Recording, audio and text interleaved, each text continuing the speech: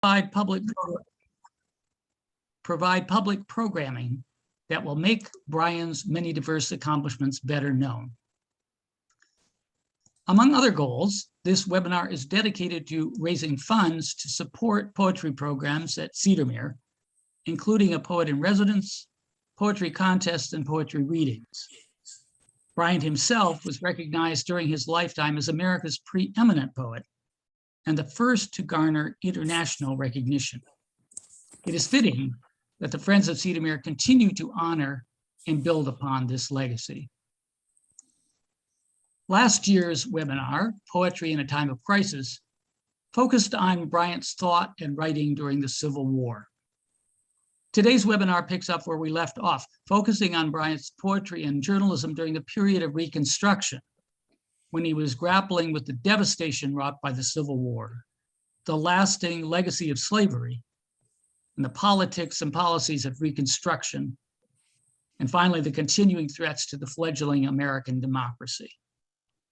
The challenges and conflicts facing Bryant's America in the decades after the Civil War continue to this very day.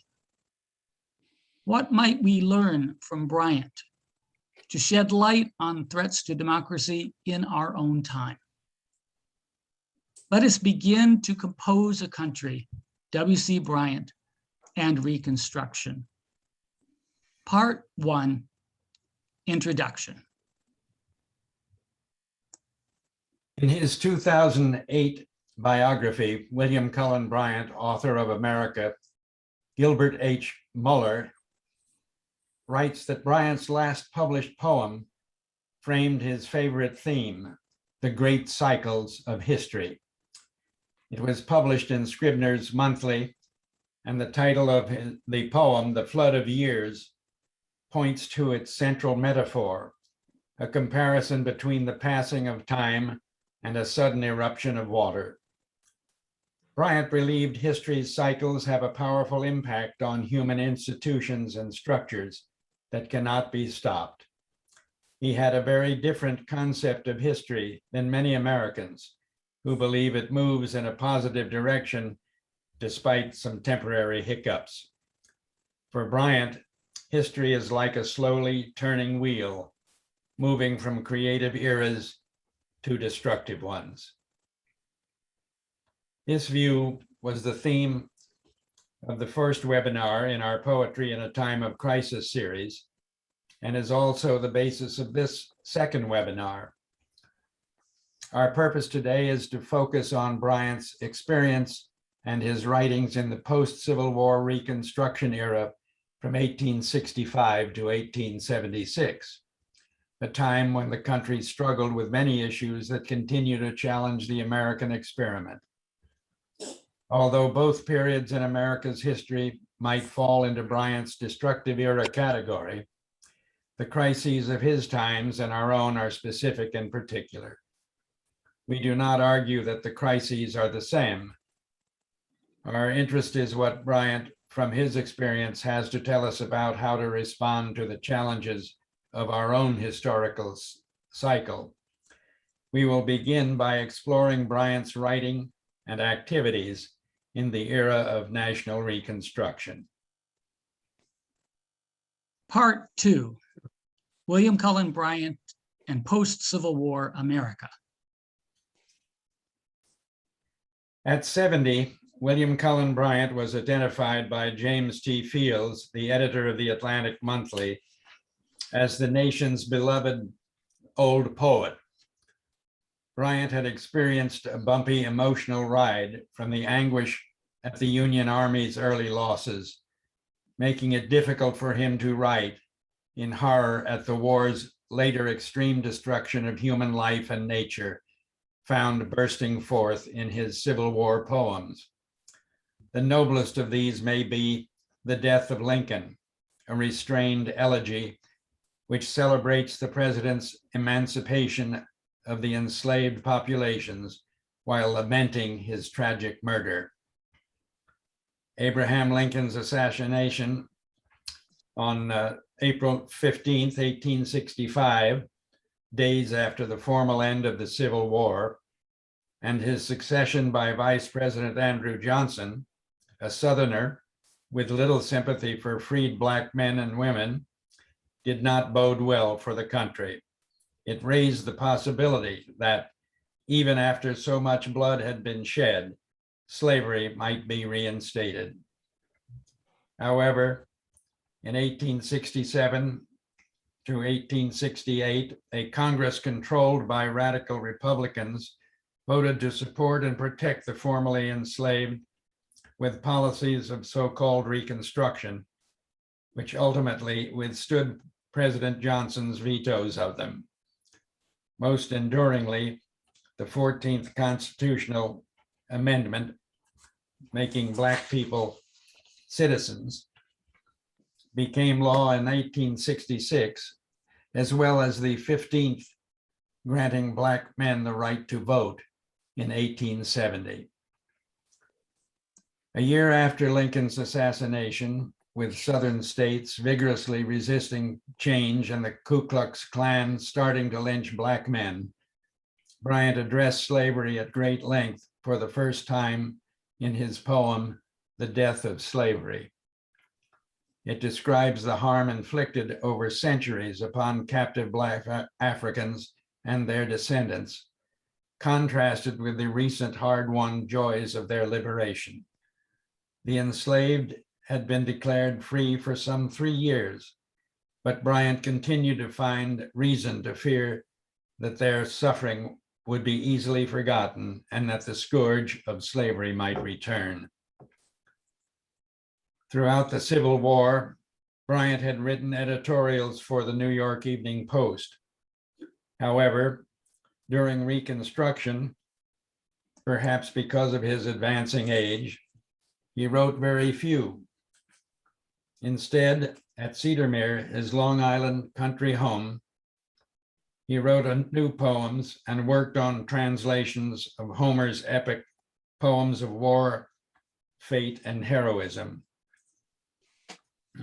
He also expressed his views on political issues through approximately 1,300 letters, which he wrote between 1865 and 1878, and have been edited by William Cullen Bryant II and Thomas G. Vos, published in 1992 by Fordham University Press.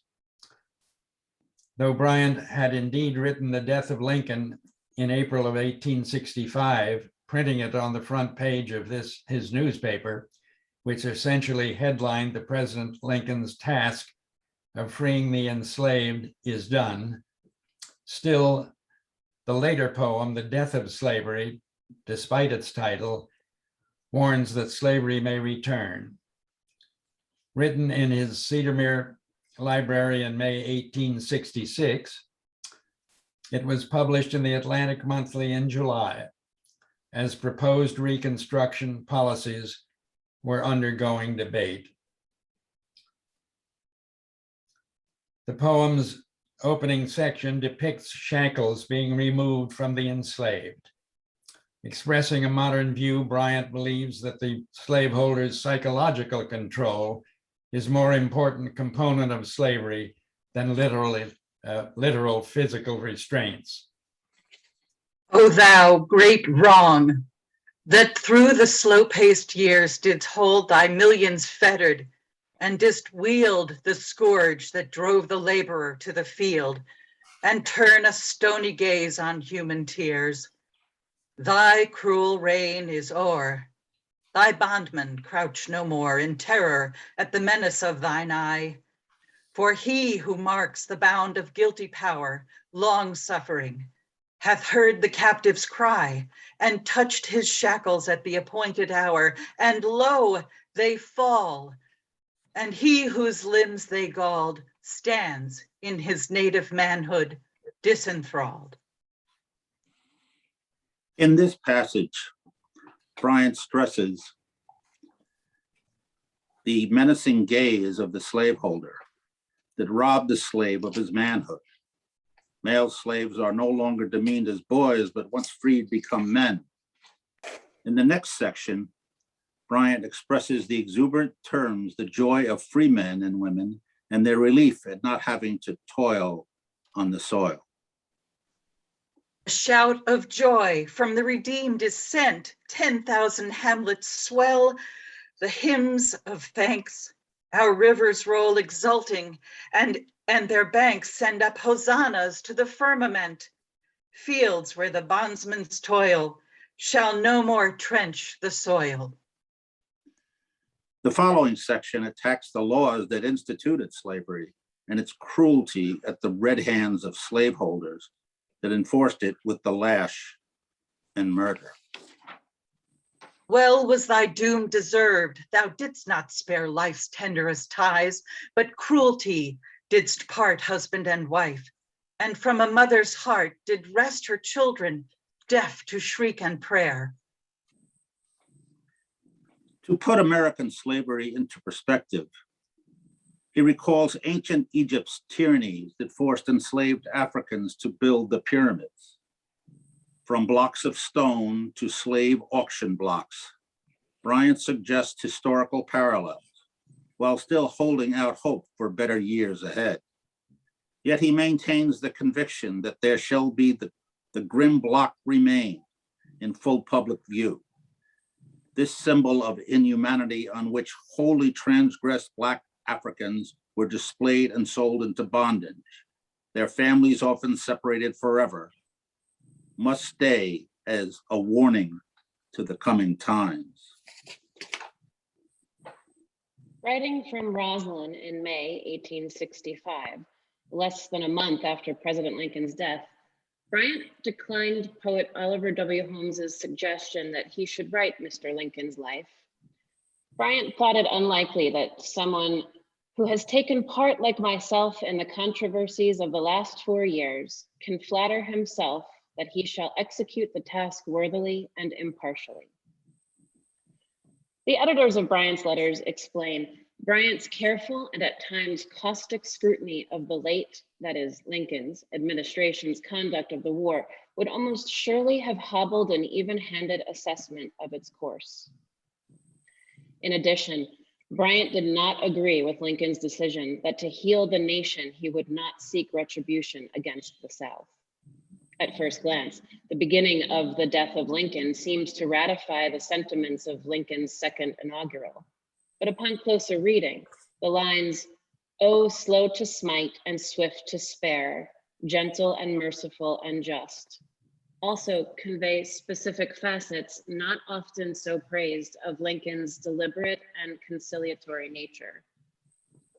Just as Bryant had urged Lincoln on in his prosecution of the Civil War and pressed for immediate emancipation, the veteran journalist's editorial, "What Should Happen to Jefferson Davis?" confirmed that he believed there must be punishment for the leaders of the rebellion, but not for the rebel soldiers. Davis, the president of the Confederacy, was imprisoned for 2 years without a trial, which would have exposed his role in leading the rebellion and the torture of Union prisoners. When released, Davis claimed the South had won the war. But before such big lies had a chance to ferment yet further insurrection, the ground was being prepared for Reconstruction, with federal troops readied to reinforce well-legislated policies. In February 1866, Bryant wrote to a correspondent that if there is a party, in this case, the Democratic Party, whose principles I detest, it is that which denies equal rights to Blacks on account of race. The right of suffrage is due the Negro as well as the white man. Bryant did, however, take a more moderate stance than most radical congressional Republicans who favored armed intervention to oppose new laws.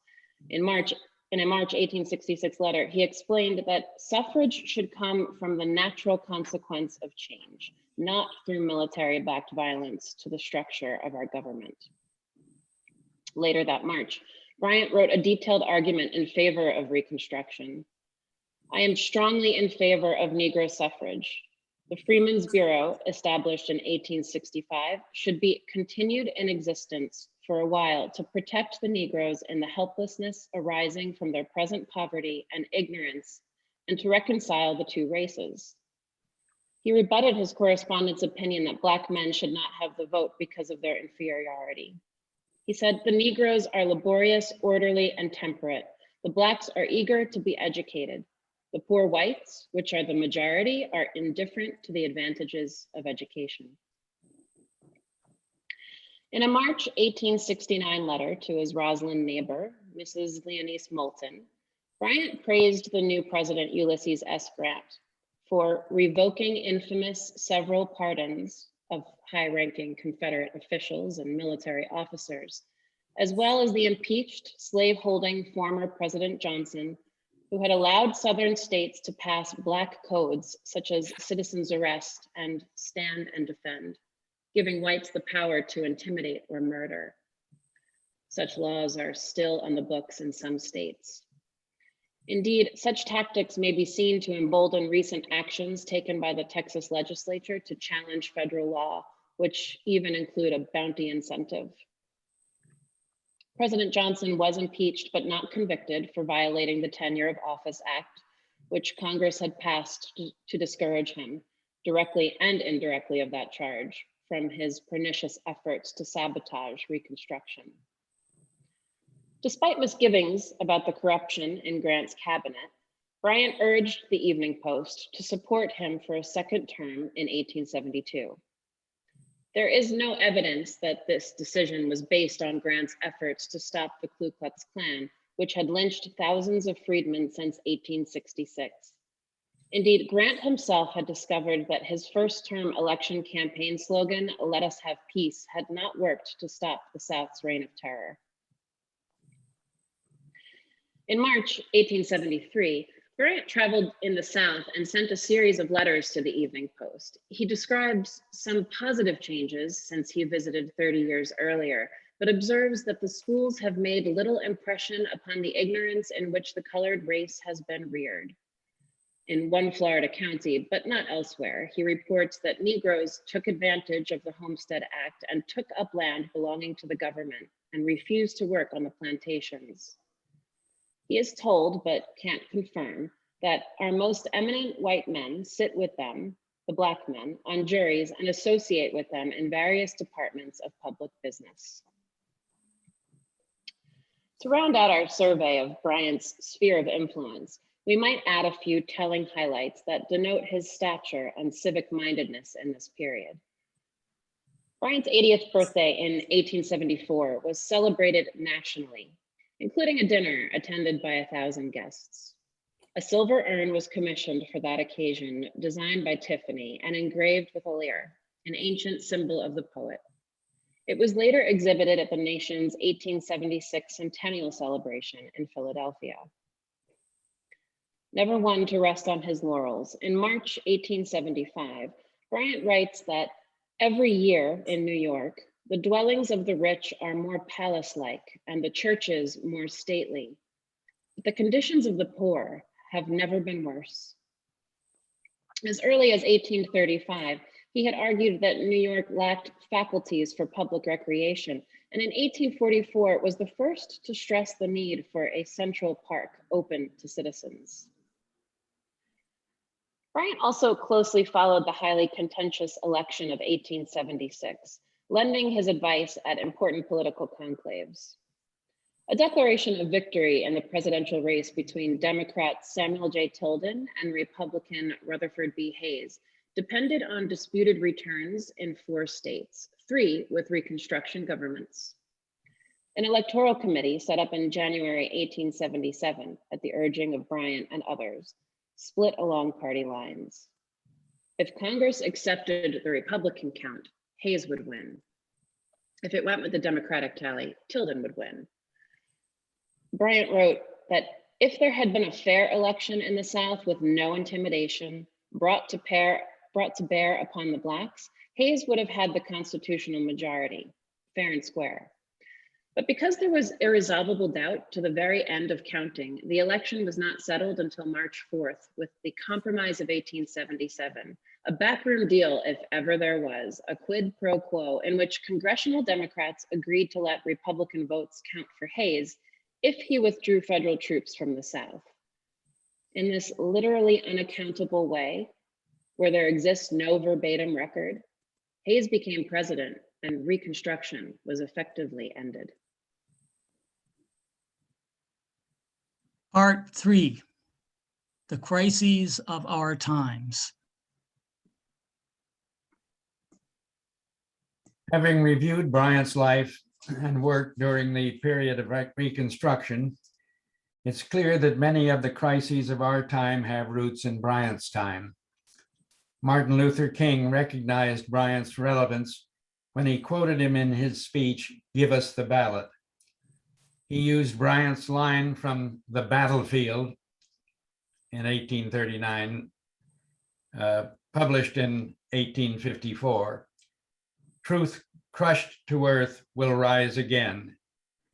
King spoke about how, for a short while, Black men were able to vote in the South at the beginning of Reconstruction, but how that right was crushed when the federal government withdrew its protections. Bryant died the year after that withdrawal, but his belief that truth would rise again and that rights would be restored echoed in King's words in 1965, more than 80 years later. Since the 2020 election, efforts in 43 states are being made to suppress the Black vote. That is a disturbing echo of the South's attempt during Reconstruction to make it increasingly difficult for Black men to vote and hold office. 3 states in the South were majority Black: Mississippi, Louisiana, and South Carolina, which threatened a shift in power. America is now in the process of becoming multiracial, multi-ethnic, multi-gender, pluralistic society, which is frightening to those who want to hold on to white Christian male privilege.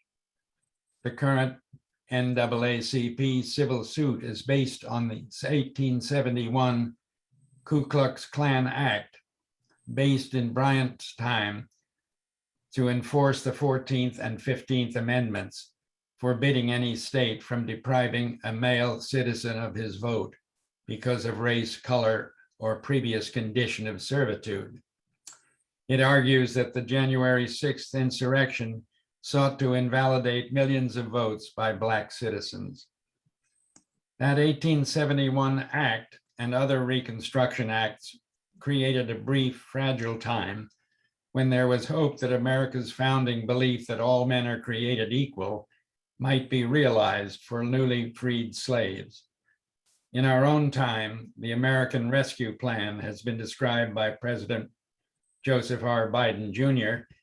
as the first step of an ambitious societal reconstruction meant only to reverse the policies of the previous president, favoring the wealthy and corporate interests, but also to materially improve the health and welfare of America's most vulnerable and neediest citizens, many of whom are persons of color. It passed quickly and was signed into law. But as with 19th century Reconstruction, there were immediate signs that this positive state of affairs was fragile. All Republican congressional representatives voted against it and promised to derail future legislation. In addition, the Republican Party moved swiftly to put forward policies in state legislatures that would make it more difficult for Black Americans and persons of color to vote. If this most hard-won democratic and constitutional right is to be imperiled, one should be concerned also about other civil rights, legislation, and Supreme Court decisions, which might just as strategically suffer the basest maneuvers of power politics or sham process. Part 4, Poetry in a Time of Crisis. Kindred poets, William Cullen Bryant and Amanda Gorman. In this final part of our webinar, we will examine Bryant's poems and discover how he personally adapted and sustained himself in critical times through regimens of writing and self-maintenance, and then consider how poetry in our time might reflect similarly personal responses to the challenges many of us acknowledge to be real, historically persistent, and socially besetting. In his 2008 biography, William Cullen Bryant, author of America, Gilbert H. Mueller explains that Bryant's last published poem, The Flood of Years, framed his favorite theme, the great cycles of history, in the context of a presidential election in 1876. By quoting the opening lines, he suggests the poem expresses Bryant's stoicism in response to the negative consequences of that election. The poem in its entirety goes further and focuses on how humans respond to the powerful cycles of history. The title of The Flood of Years, published in Scribner's Monthly, points to the poem's central metaphor, a comparison between the passing of time and the sudden eruption of water. Like a flood, time washes everything away. On a macro scale, the cycles of history have such a powerful impact on human institutions and structures that they cannot be stopped. For the individual, it signals the moment of death. The poem expresses Bryant's stoicism in response to the crisis of his time and his Buddhist-like hope that the cycles of destruction and creativity will stop and humanity will escape from a world of suffering. It is important to understand that what this meant to Bryant. He was not resigned or defeated, and he urged his readers at the end of The Flood of Years to devote themselves to the common good.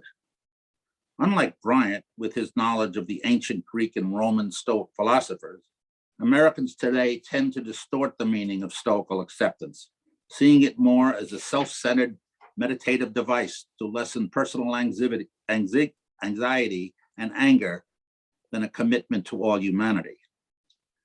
Bryant depicts the present by identifying individuals simply by their occupations to stress how short their lives are.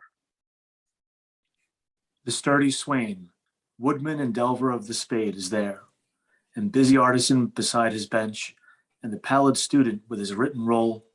A moment on the mounting billows seen, the flood sweeps over them, and they are gone. Those who disappear in the flood die, bringing suffering to the living. In the next passage, Bryant depicts the Civil War's dead on both sides. I hear the jar of beaten drums, and the thunders that break forth from cannon, where the advancing billow sends up to the sight long files of armed men that hurry to the charge through flame and smoke. The torrent bears them under, whelmed and hid, slayer and slain in heaps of bloody foam. The mourners of these lost in ordinary life and the Civil War dead grieve, but are also short-lived themselves. By the bed of one who dies, men gather sorrowing, and women weep aloud. The flood rolls on. The wail is stifled, and the sobbing group borne under. He attacks the Reconstruction era's toxic politics, during which a demagogue has the power to turn a mob into a religious cult. Hark to that shrill, sudden shout, the cry of applauding multitudes swayed by some loud-voiced orator who wields the living mass as if it were its soul. Bryant pictures artists as dying before their life's work is complete. The sculptor wields the chisel and the stricken marble grows to beauty. At his easel, eager-eyed, a painter stands, sunshine at his touch, gathers upon his canvas, and life glows. A poet, as he paces to and fro, murmurs his sounding lines. And while they ride the advancing billow till its tossing crest strikes them and flings them under, while their tasks are yet unfinished. In these haunting lines, Bryant, perhaps looking back, recalls the artists he had befriended, now dead, among them the renowned Hudson River School painter Thomas Cole, suddenly gone at age 47. He describes a poet nervously writing at his death, perhaps the brilliant young Robert Sands, a close-by Hoboken friend from Bryant's earliest years in New York City. Bryant had already written a growing fearfully of dying before finishing his translation of the Odyssey. He writes from his Cedarmere library about that fear. I sometimes say to myself, what if the sun should set before my task is finished? In this last poem, Bryant recognizes his life as an American's first poet is over. Similar probing ruminations were yearly developed in such precedent poems as The Two Travelers, written at Cedarmere in 1873 and published in the Atlantic Monthly in January of 1874. The poet narrator asks himself, I saw the traveler, or was it that I dreamed? A walking dream? I cannot say. He watches an old friend's final journey, one of several friends who had recently died. Their journey's over, he responds. I loved them, and they left me with their sad farewell, of those who part to meet no more. The night is near, and snow is falling. The friend, like Bryant, has silver hair and withered cheek. He is walking with a weary tread until lost to sight. And I, who also face this bitter wind, and o'er these snowy hillocks creep, must end my journey soon and find a frosty couch, a frozen sleep. The narrator wants to sleep and looks for something to lie down on. This situation is similar to the end of Bryant's first important poem, Thanatopsis, in which he compares dying to wrapping the drapery of his couch about him and lying down to pleasant dreams. In The Two Travelers, written 53 years later, dying is expressed in starkly different terms. The frosty couch has no comforting drapery, and instead of death evoking pleasant dreams, there is only a frozen sleep. Bryant had followed a rigorous regimen of diet and exercise ahead of his time and had lived much longer than his society's norm. The poem suggested will not protect him from death. Bryant had outlived many friends, making accepting death stoically at 82 more difficult than imagining it at 27. Like Robert Frost's poem, Stopping by Woods on a Snowy Evening, Bryant uses sleep as a metaphor for death. Unlike Frost's narrator, who has miles to go before I sleep, Bryant wants to find some sleep. As the poem's second traveler, Bryant imagines he will soon follow his friend into the world of the dead.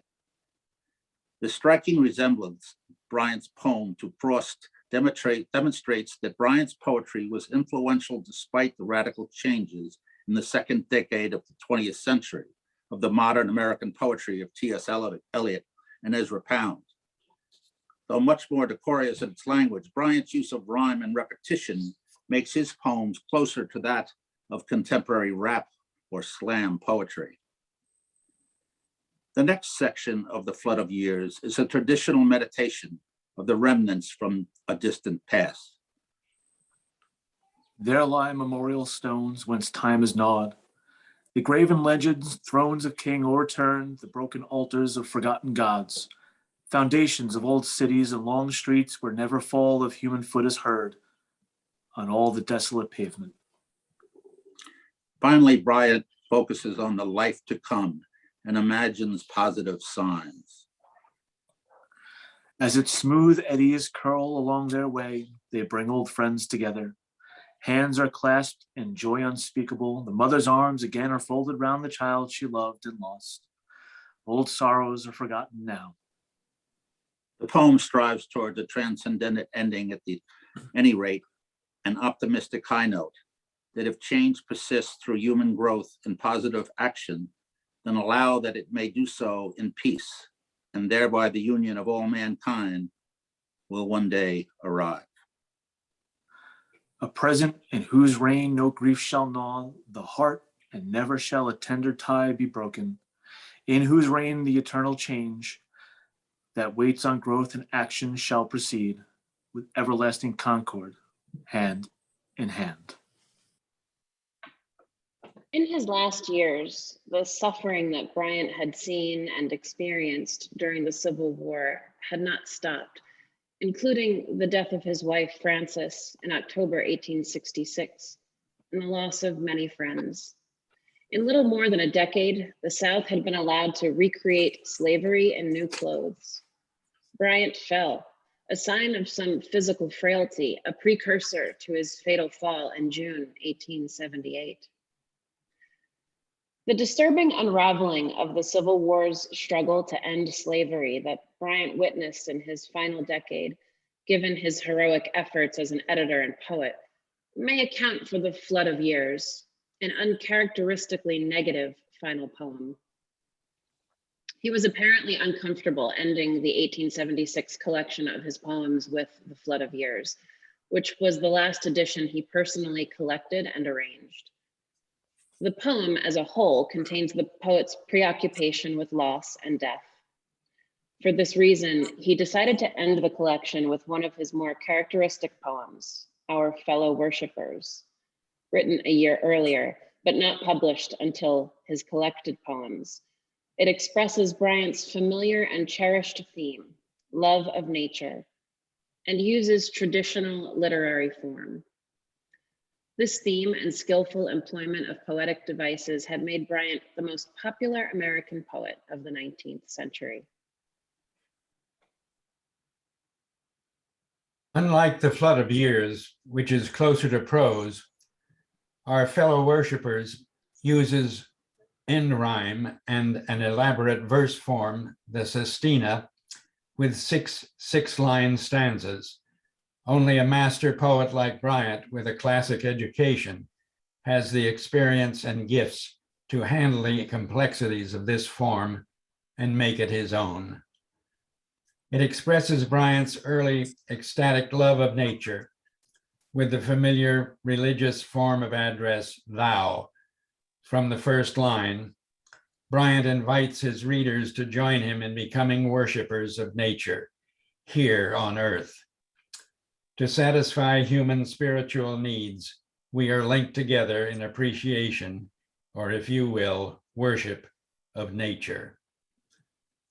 Nature's spiritual force is expressed figuratively in the poem by air currents that move through the natural world and enliven everything. Bryant uses similar phrases in each stanza to express this idea. The soft airs that o'er the meadows play, these airs whose breathing stirs the fresh grass. The breeze wakes the forest trees, and Ariel brings slowly float o'er the flowery green. Breath or air has been used in Christianity to represent the presence of the Holy Spirit. In Genesis, at the creation, the Supreme Being blows the breath of life into inanimate things, including human clay. Think not that thou and I are here the only worshipers today, beneath this glorious sky, mid the soft airs that o'er the meadows play. These airs, whose breathing stirs the fresh grass, are our fellow worshipers.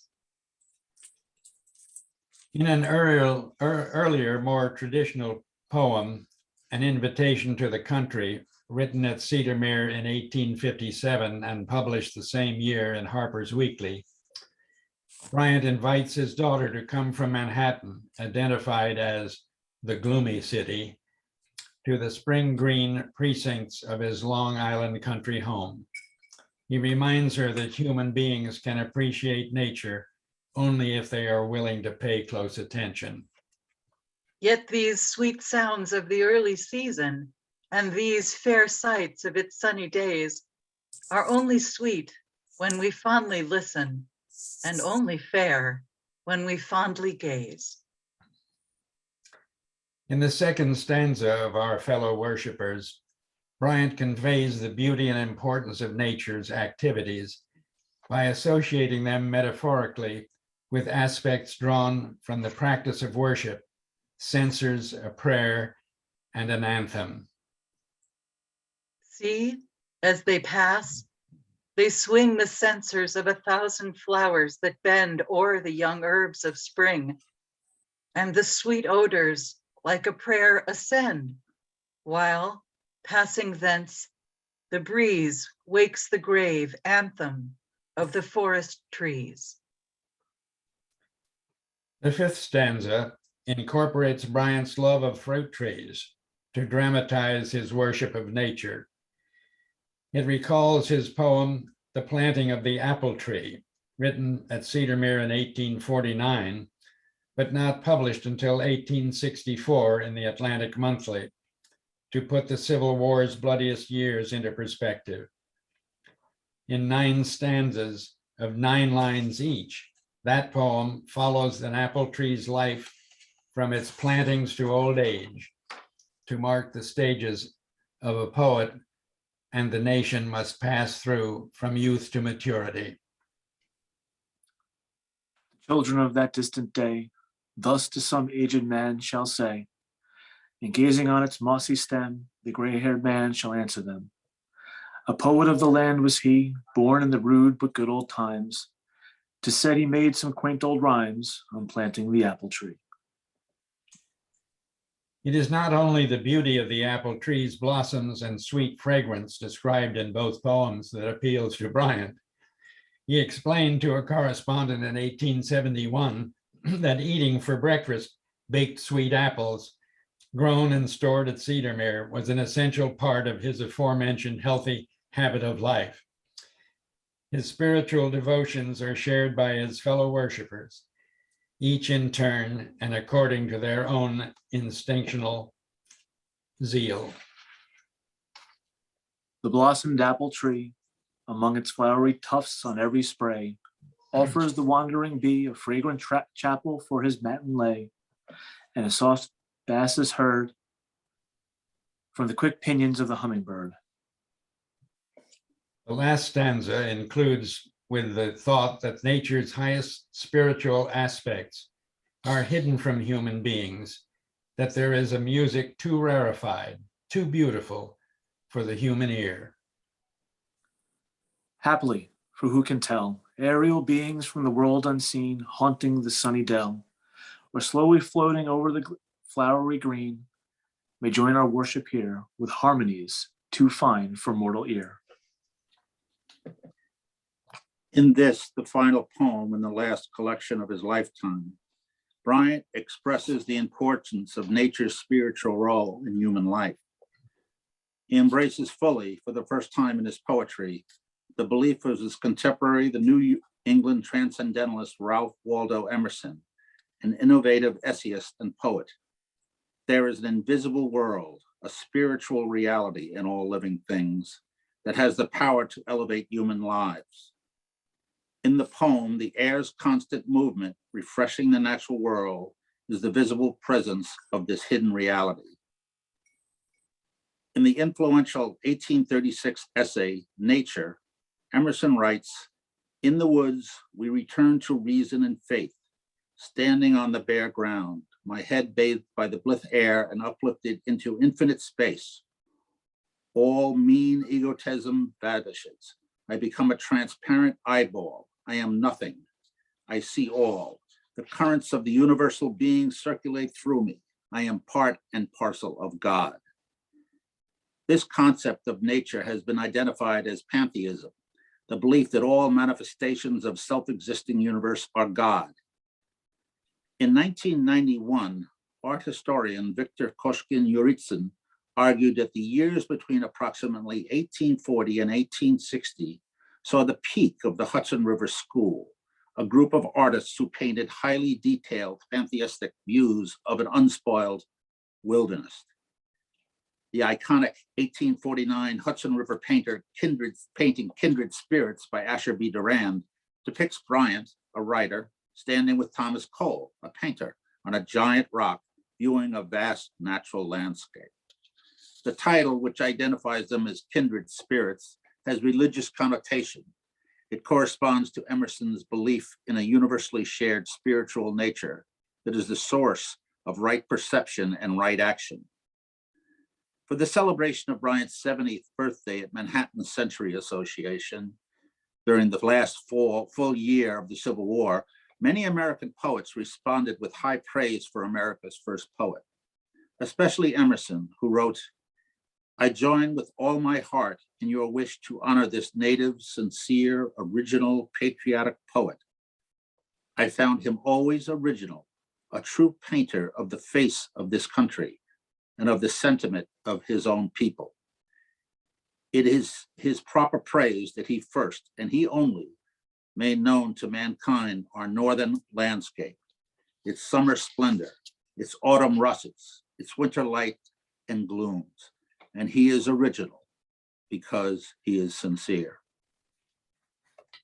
In an 1871 letter to his close friend, Jerusha Dewey, Bryant explains that the new president of Yale is pretty liberal and Catholic in his estimate of authors, but he is much afraid of Emerson, whose pantheism he regards as a form of atheism, and advises those who reading him find themselves getting astray to lay him down forever. In his last poem, Our Fellow Worshippers, Bryant himself affirms he is not afraid. Near the end of his life, Bryant confronted the deep disappointment that despite his efforts and the country's, they failed to eliminate the legacy of slavery. In his last published poem, The Flood of Years, he accepts this depressing reversal and approaches death stoically.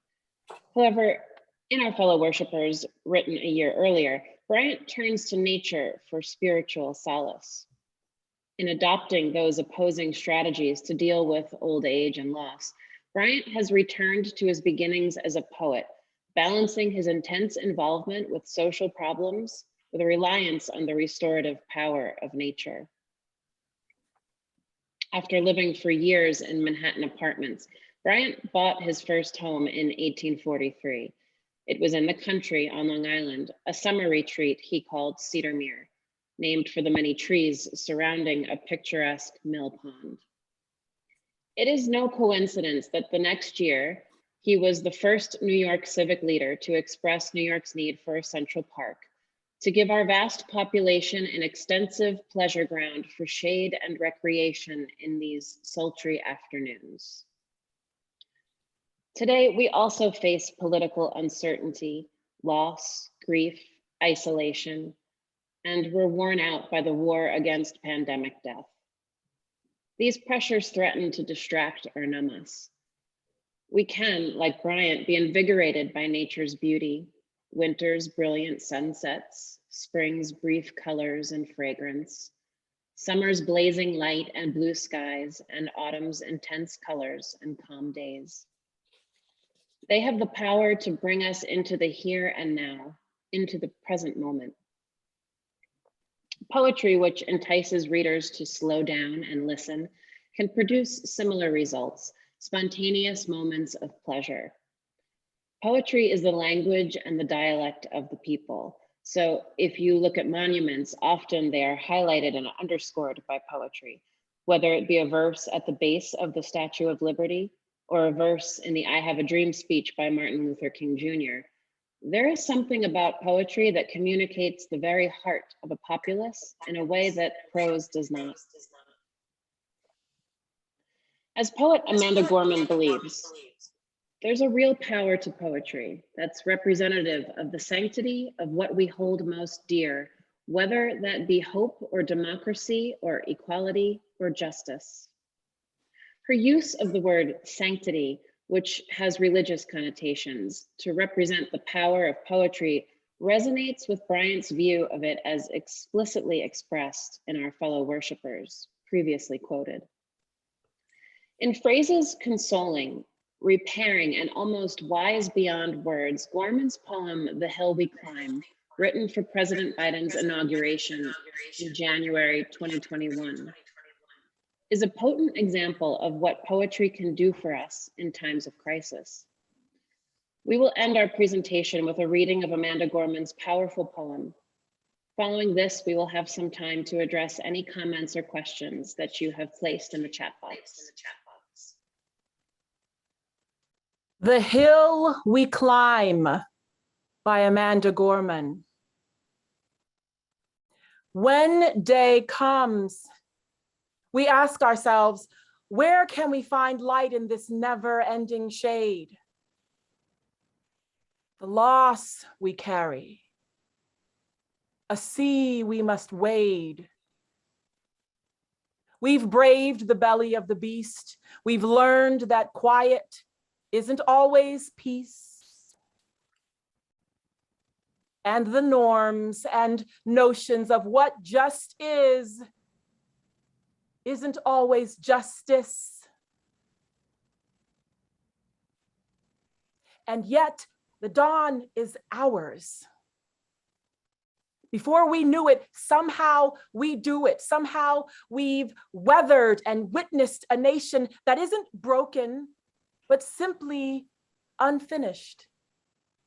We, the successors of a country at a time where a skinny Black girl descended from slaves and raised by a single mother can dream of becoming president only to find herself reciting for one. And yes, we are far from polished, far from pristine, but that doesn't mean we are striving to form a union that is perfect.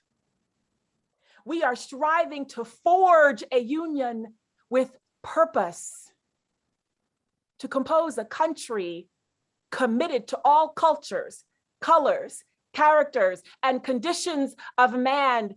And so we lift our gazes not to what stands between us, but what stands before us.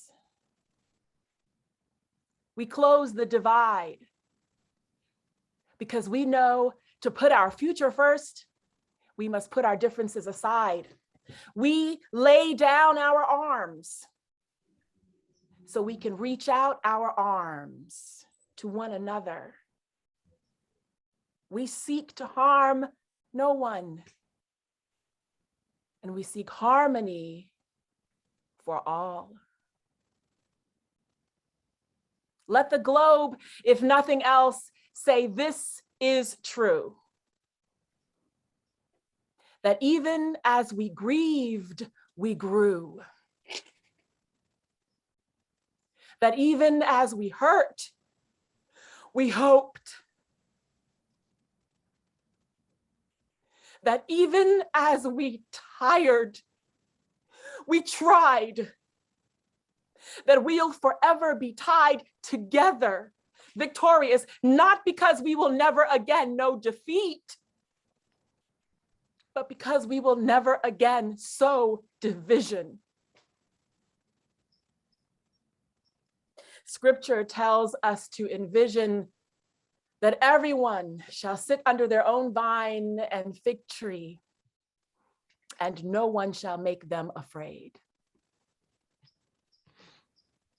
If we're to live up to our time, then victory won't lie in the blade, but in all the bridges we've made.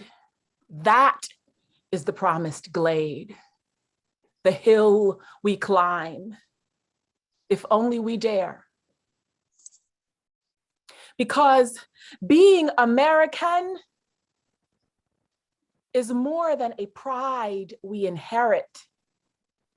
It's the past we step into and how we repair it. We've seen a force that would shatter our nation rather than share it, would destroy our country if it meant delaying democracy. And this effort nearly succeeded. But while democracy can be periodically delayed, it can never be permanently defeated. In this truth, in this faith, we trust. For while we have our eyes on the future, history has its eyes on us.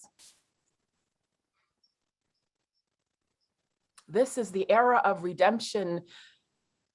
We feared it at its inception. We did not feel prepared to be the heirs of such a terrifying hour, but within it, we found power to author a new chapter, to offer hope and laughter to ourselves. So while we once asked, how could we possibly prevail over catastrophe? Now we assert, how could catastrophe possibly prevail over us? We will not march back to what was, but move to what shall be. A country that is bruised, but whole, benevolent, but bold, fierce and free. We will not be turned around or interrupted by intimidation, because we know our inaction and inertia will be the inheritance of the next generation, become the future. Our blunders become their burdens. But one thing is certain: if we merge mercy with might and might with right, then love becomes our legacy and change our children's birthright. So let us leave behind a country better than the one we were left. Every breath from my bronze pounded chest, we will raise this wounded world into a wondrous one. We will rise from the golden hills of the West. We will rise from the wind-swept Northeast, where our forefathers first realized revolution.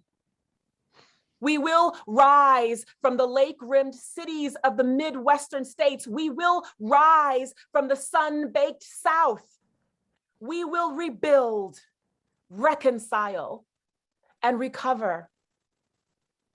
And every nook of our nation and every corner called our country, our people, diverse and beautiful, will emerge battered and beautiful. When day comes, we step out of the shade of flame and unafraid. The new dawn balloons as we free it, for there is always light, if only we are brave enough to see it. If only we are brave enough to be it.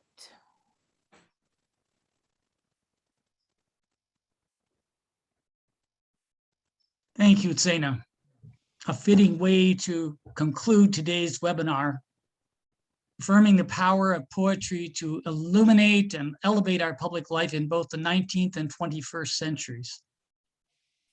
Thank you all for joining us for To Compose a Country, W.C. Bryant and Reconstruction. For those who missed the live presentation, the webinar will be available on YouTube or on the Friends of Cedarmere Facebook page. The Friends of Cedarmere invite you to visit our webpage for announcement about future events online or at Cedarmere when in-person events are possible once again. We invite you to support our work on behalf of Bryant's legacy by becoming a member of the Friends of Cedarmere on the website, www.friendsofcedarmere.org. On our website, you can also make donations for our poetry programs and the ongoing renovation of Bryant's 1862 mill. Bryant's poems and quotes were from the sources that will be shown soon on your screen.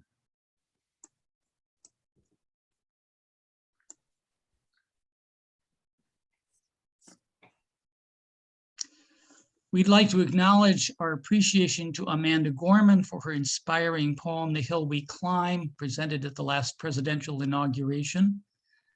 I think William Cullen Bryant would certainly have been pleased. We'd also like to acknowledge all who have made this webinar possible. Our readers, John Dawson, Kevin Anglis, and Jennifer Desane. Poetry readers, Darrell, Jennifer Dawson, Greg May, and Sena Nicole. Original music was written and performed by Paul Bosserman, who titled his work To Compose a Country. Tom Powell and Eric Swenson for researching and displaying historical images. Eric Swenson provided technical direction with assistance from Kareem El-Hanidi and Vanessa Cruz. And last but not least, we're deeply indebted to Bob Sargent for the script, with assistance from Carol Vogt, Kevin Anglis, Paul Bosserman, Eric Swenson, and myself. Let's turn to Eric for any questions or comments that we may have received on the chat. Eric? I'm looking through the, can you hear me? Yeah. Mhm. I'm looking through the comments right now. We seem to have many comments thanking us for a job well done and for powerful presentation by Zaina. We do not have any questions that I can see, but I would thank everybody for all your comments, and we'll still keep it open for a couple minutes or so in case anybody else has anything they'd like to ask or comment.